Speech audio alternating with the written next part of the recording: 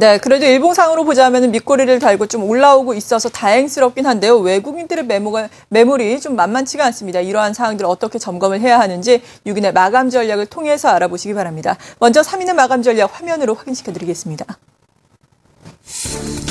유진투자증권 잠실지점 우원명 부지점장의 의견입니다. 투자 심리 회복이 필요하다라고 진단을 하면서 IT와 IT 부품업종에 제한적인 관심을 갖자라고 강조를 하고 있습니다. SK증권 프렌즈클럽의 윤종빈 센터장은 지정학적 리스크로 투자 심리가 위축됐다, 관망을 견지한다라는 의견인데요. 그래도 기관 선호하고 있는 중소형주에는 압축 매매가 필요하다라는 의견입니다. 와우니스 박동기 전문가의 의견 역시 보겠습니다. 코스닥 기관 선호 IT 부품주에 선별적인 대응이 필요하다라고 강조하고 있습니다. SK증권 프렌즈클럽의 윤종빈 센터장 연결을 해보겠습니다. 안녕하세요. 네, 안녕하십니까. 네, 외국인의 현 선물 시장 동반 순매도 규모가 상당합니다. 특히나 선물 시장에서는 외국인이 9천 계약 넘게 또 팔자에 나서고 있는 상황인데요. 이러한 외국인의 매물의 성격에 대해서 먼저 정의를 해주신다면 어떨까요?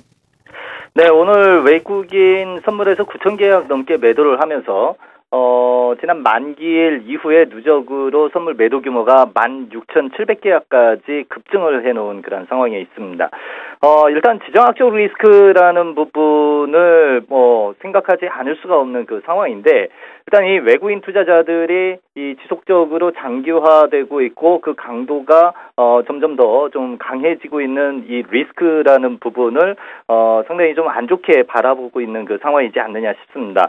이 부분 때문에 거래소에 대한 현선물에서의 매도세가 상당히 강화되고 있는 중이고요. 오전 장중 한때에는 투매 양상까지도 같이 전개되는 그 상황이 벌어졌는데, 일단 기관 투자자들이 시장을 방어하기 위한 그 매수를 꾸준하게 유입을 시켜주고 있습니다. 거래소에서도 4,200억 가량의 매수 흐름을 보여주고 있기는 하되 저가 매수에 주력을 하고 있는 중이기 때문에 지수 낙폭을 제대로 좀 좁히지를 못하고 있는 그런 상황이고요.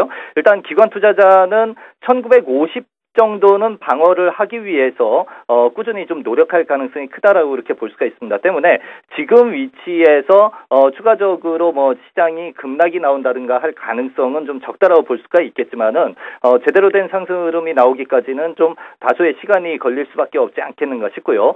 대신에 코스닥 시장 쪽에서 기관 투자자들의 매수가 1,200억이 넘게 대규모로 유입이 되고 있습니다. 결국 오늘 시장 흔들림, 이 변동성 속에서 개인 투자자들의 집중적인 매도 공세가 나오는데 그 물량을 기관이 고스란히 소화를 시켜주고 있다라고 이렇게 볼 수가 있고요.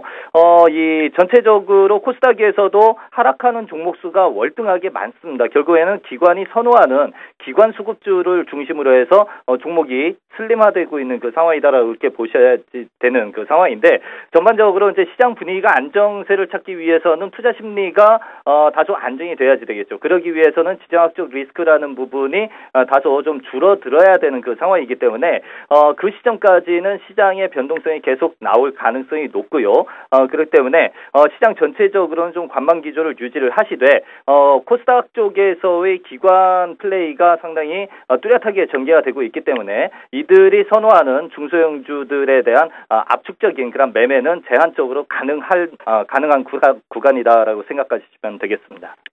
네, 기관이 선호하고 있는 종목군에 대해서 압축적으로 매수를 하자라고 말씀해 주셨습니다. SK증권 프렌즈클럽의 윤종빈 센터장이었습니다. 고맙습니다. 네, 나머지 3인의 투자 전략도 화면으로 확인해 보겠습니다. SK증권 영업부 PIB 센터의 김춘석 부장의 의견입니다. 일단 관망 자세를 견제해야 된다라고 의견을 냈고요. 삼성전자의 잠정 실적 발표가 내일로 예정돼 있죠. 그리고 다음 주 임시국회에서의 추경 편성, 금융통화위원회의 금리 인하 가능성 등 호재성 재료들도 있는데요. 하지만 북한발 리스크가 이 모든 호재를 잠재우고 있는 상황이다라고 평가를 하고 있습니다. 자세한 내용은 잠시 후에 더 알아보도록 하고요. 동양증권 김우신 부장은 대북 리스크가 고조되고 있다. 수급 호전주 위주의 단기 매매 전략이 필요하다라고 의견을 주고 있는데요. 외국인과 기관의 동반 순매수 추정 종목들, 거래소 시장에서는 스카이라이프, LGU+, 코스닥 시장에서는 성광밴드, 휴비스, 세코닉스 등을 관심 종목으로 선정하고 있습니다. IBK 투자증권 분당지점의 이현상 부장은 엔터테인먼트 관련주를 조정 시에 매수하자라는 의견인데요. 올해에도 컨텐츠 산업 성장이 지속될 것으로 전망되고 그리고 정부의 정책 지원도 긍정적으로 전망된다라고 평가를 하고 있습니다. 조정 시의 매수 관점이고요. 관심 종목으로는 SM과 YG 엔터테인먼트를 주고 있습니다.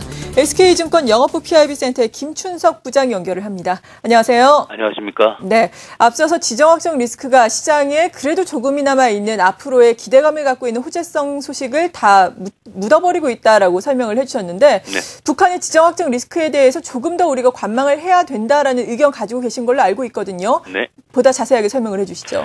네, 그렇습니다. 오늘 결국은 루머로 밝혀졌지만 10일까지 개성공단 기업들을 좀 철수하라는 통보를 북한이 했다라는 얘기 나오는데 시장이 크게 출렁거렸지 않습니까? 이런 것만 봐도 앞으로도 상당 기간 동안 북한 리스크는 남아있을 걸로 보여지고 있는데 특히 이제 4월 15일 날이 죽은 김일성의 생일입니다. 그리고 생일을 맞아가지고 내부 결속을 다지기 위해서는 대외 강경 발언이 좀 더 이어질 걸로 보는 시각이 더 우세할 걸로 보고 있습니다. 하지만 내일 삼성전자 1, 4분기 잠정 실적 발표가 되는데 이 부분이 시장 컨센서스를 상회하는 부분으로 나온다고 친다면 긍정적으로 작용할 걸로 보여지고 있고요.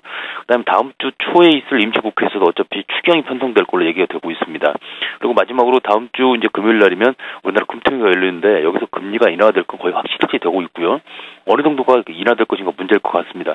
이런 부분들 자체는 사실 시장에 상당히 긍정적인 영향을 미칠 재료라고 보고 있습니다. 때문에 지금 당장 이 북한 리스크가 있는 상황에서 어느 종목에 들어가자 시장에 적극적으로 대응하자고 말씀드리긴 어렵지만 현대차 같은 어떤 드러난 악재가 있는 그런 종목들을 제외한 여타 종목들 같은 경우는 저점에서 매수에 들어가는 게 좀 합리적인 판단이 아닐까 싶고요. 특히 계속 실적이 좋아지고 있는 모바일 부품주라든지 또는 디스플레이 관련된 주식들, 그다음에 LCD 관련된 주식들 같은 경우는 관심권을 가져보는 것도 좋겠다라는 생각을 하고 있습니다.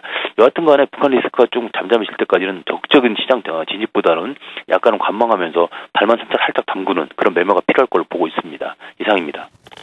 네, SK증권 영업부 PIB센터의 김춘석 부장이었습니다. 고맙습니다. 네, 감사합니다.